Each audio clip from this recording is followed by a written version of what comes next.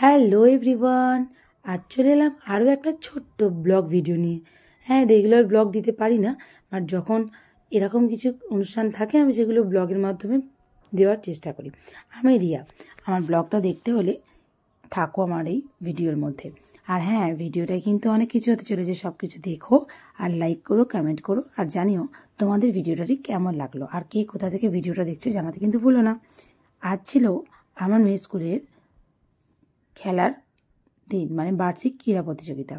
এই দিন কিন্তু বাচ্চারা অনেক বেশি আগ্রহী থাকে, তার কারণ দেখো, ফার্স্ট সেকেন্ড হওয়াটা কিন্তু ফ্যাক্টর না। এই যে এখন বাচ্চাদেরকে স্যারেরা নিয়ে নিয়েছে, ম্যামরা নিয়ে নিয়েছে, ওরা এখন বাচ্চাদেরকে ক্লাস ওয়াইজ ভাগ করে দিয়েছে। দেওয়ার পর ওখানে এখন পেয়ার হবে, এরপর বাচ্চাদেরকে সেকশন ওয়াইজ ভাগ করে করে খেলানো হবে। সত্যি কথা বলতে কি হবে সেটা ফ্যাক্টর না, কিন্তু বাচ্চাদের যে এই আগ্রহ, এই যে আনন্দ, এটাই একটা বিশাল ব্যাপার, তাই না? আমাদের স্কুলের ক্যাপ, মানে আমার মেয়ের স্কুলের ক্যাপ বানানো হয়ে গেছে। এই ক্যাপগুলো এখন সব বাচ্চাদের মধ্যে কন্ট্রিবিউট করে দেওয়া হয়ে গেছে, কারণ ওরা অনেকক্ষণ রোদে থাকবে।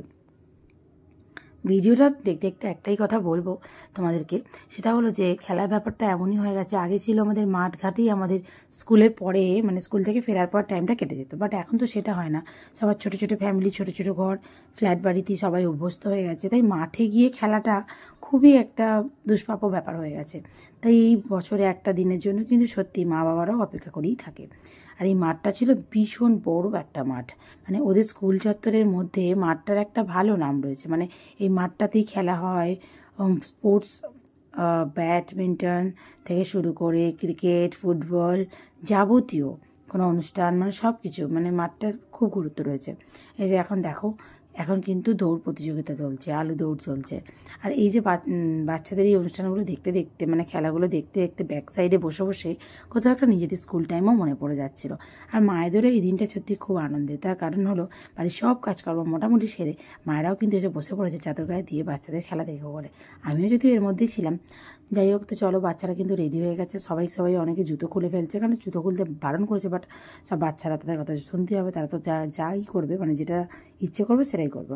তো এখানে স্যারেরা খুব সুন্দর করে বাচ্চাদের গাইড করে দিচ্ছে। আর এরপর একটার পর একটা সেকশন ওয়াইজ বাচ্চাদের দৌড় প্রতিযোগিতা হচ্ছে। প্রথমে কিন্তু দৌড় প্রতিযোগিতা ক্লাস 4দের হচ্ছে, তার কারণ বড়দের দেখি তো বাচ্চারা শিখবে, তাই না?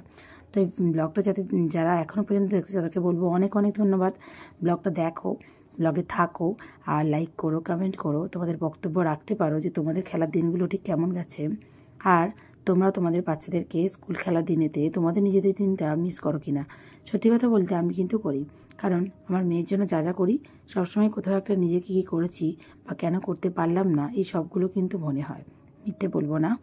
এখানে কিন্তু আমার মেয়েরা বসে রয়েছে, আর এই যে ভাগ করে করে স্যারেরা হ্যান্ডেল করে ওদেরকে খেলাচ্ছে, এই ব্যাপারটা কিন্তু আমরা দূর থেকে দেখছি। মায়েদের কোনো রকম বক্তব্য রাখা যাবে না, মায়েরা জল খাওয়াতে পারবে না, টিফিন খাওয়াতে পারবে না, তার কারণ স্যারের কোথাও একটা বক্তব্য, আমরা কোথাও একটা ওদেরকে আগলে আগলে এমন করেছি যে আমাদের মনে হয় যে ওরা ছাড়া, মানে আমরা ছাড়া ওরা একদম অচল, এটার থেকে যেন ওরা বেরোতে পারে।